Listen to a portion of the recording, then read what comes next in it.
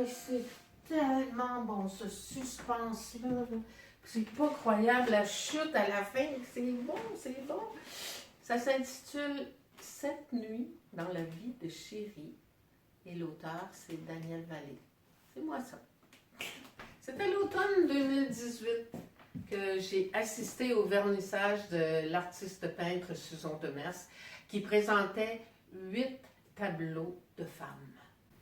Elle leur avait inventé des costumes extraordinaires et c'est la comédienne Geneviève Couture qui lui servait de modèle.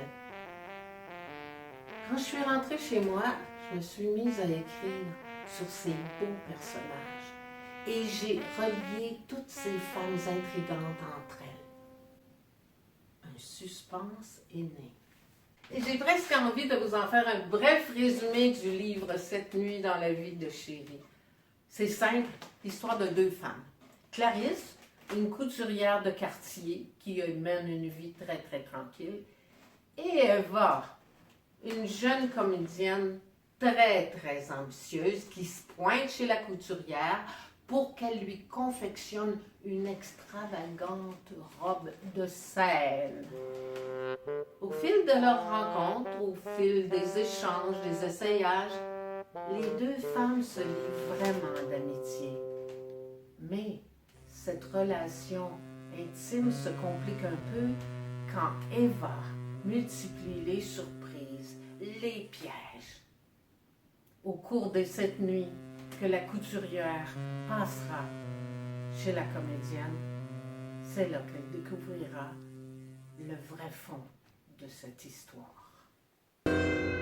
Maintenant, à la manière du petit pousset, je vais vous semer des indices comme autant de petits cailloux pour vous inviter à me suivre jusqu'au bout.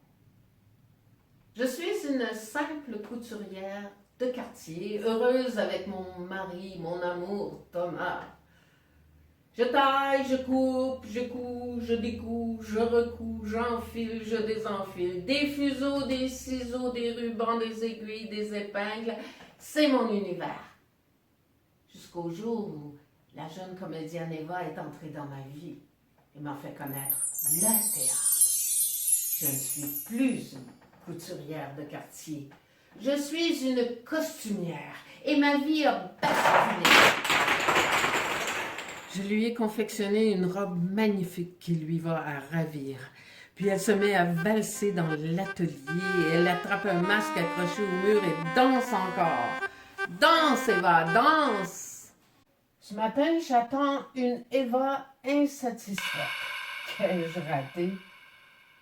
Elle, si espiègle et toujours rieuse, elle se plaint de blessures au cou causées par le col trop rigide, trop serré. Il faut recommencer. Elle enfile la robe. Je tâte le col. Je ne vois pas de problème avec le col. Mais elle m'obstine effrontément et exige que j'ajuste le donné-col. Et puis elle me demande de sortir pour qu'elle puisse enlever la robe. 15 minutes qu'elle est dans la salle d'essayage. J'entends rien.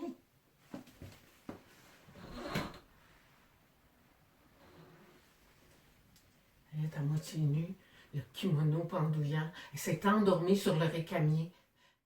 Elle a des marques au cou, des bleus, des traces de doigts, de pouces. C'est pas le col qui l'a blessée. On dirait qu'on a voulu l'étrangler.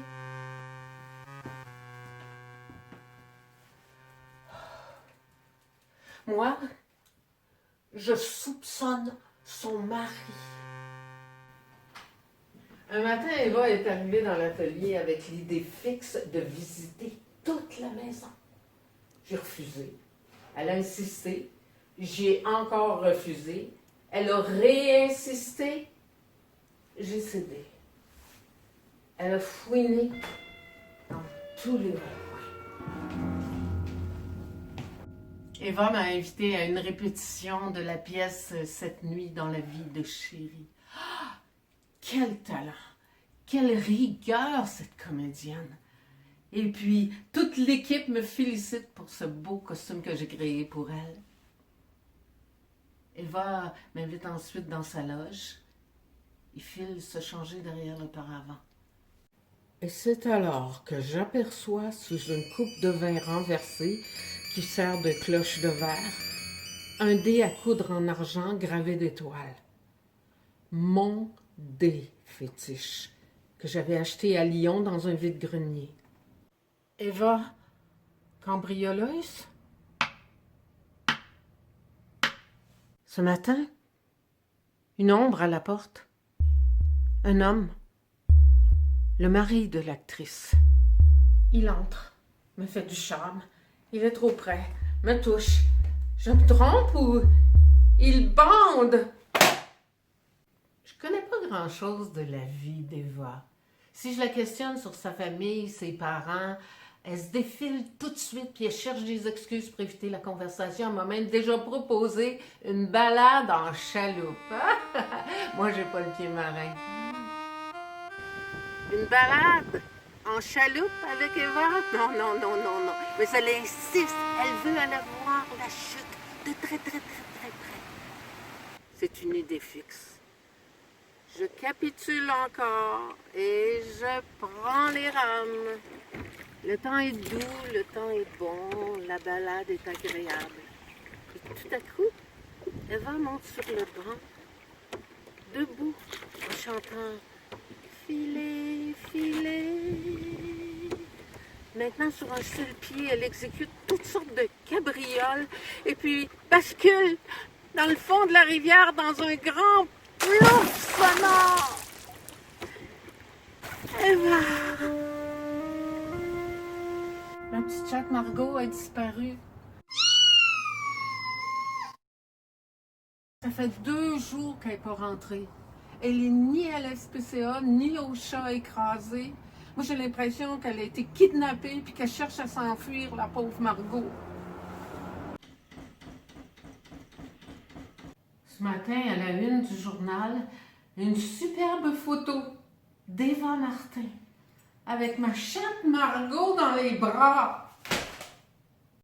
La première nuit, Eva m'a prêté une nuisette qui dégageait un parfum déjà humé.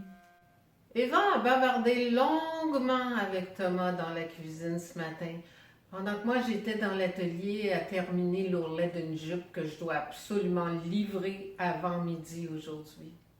Blanc le bol de Thomas, et sur le rebord, une empreinte rouge des lèvres. Celle d'Eva. Une autre nuit où je dormais chez Eva, la porte de ma chambre s'est grande ouverte sur elle. Eva, enroulée dans une courte pointe multicolore que j'ai reconnue. C'était la courte pointe que tante Pauline avait cousue pour mon Thomas. Ma 5e nuit à dormir chez Eva. On est à la cuisine, on est rentré tard, on rigole comme des folles. Tout à coup, j'aperçois sur le frigo une nouvelle photo. Mais c'est Eva, embrassant avec la langue la fiancée du comédien avec qui elle joue. Au matin, la photo a disparu. Eva, dis-moi, à quoi joues-tu? Soir de première pour cette nuit dans la vie de Chérie, cette pièce d'un dramaturge inconnu.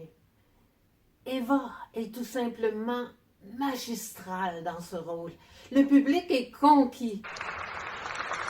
À ma droite, le mari d'Eva se penche vers moi. Je sens sa bouche sur mon oreille et sa langue quand il dit « délicieuse ».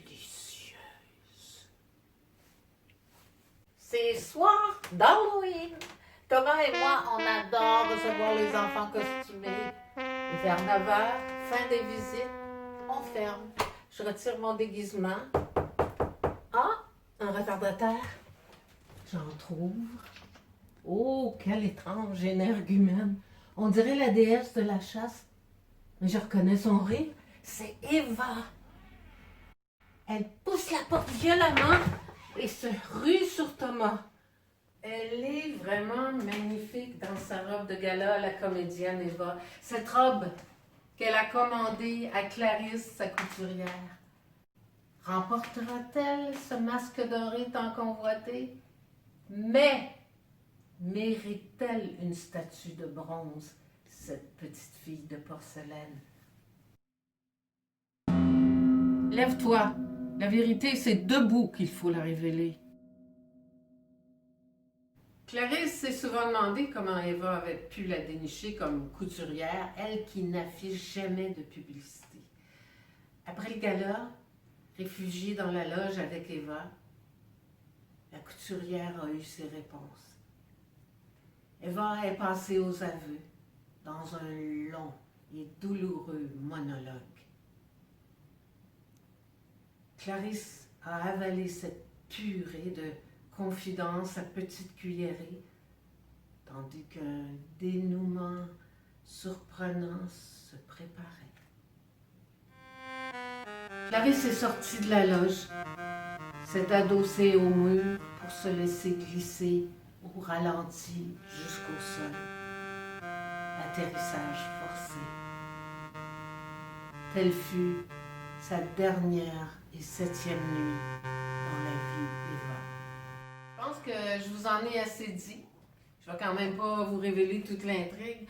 Si vous voulez connaître la suite, le fond de l'histoire, le suspense, chez tous les bons libraires et aux éditions David.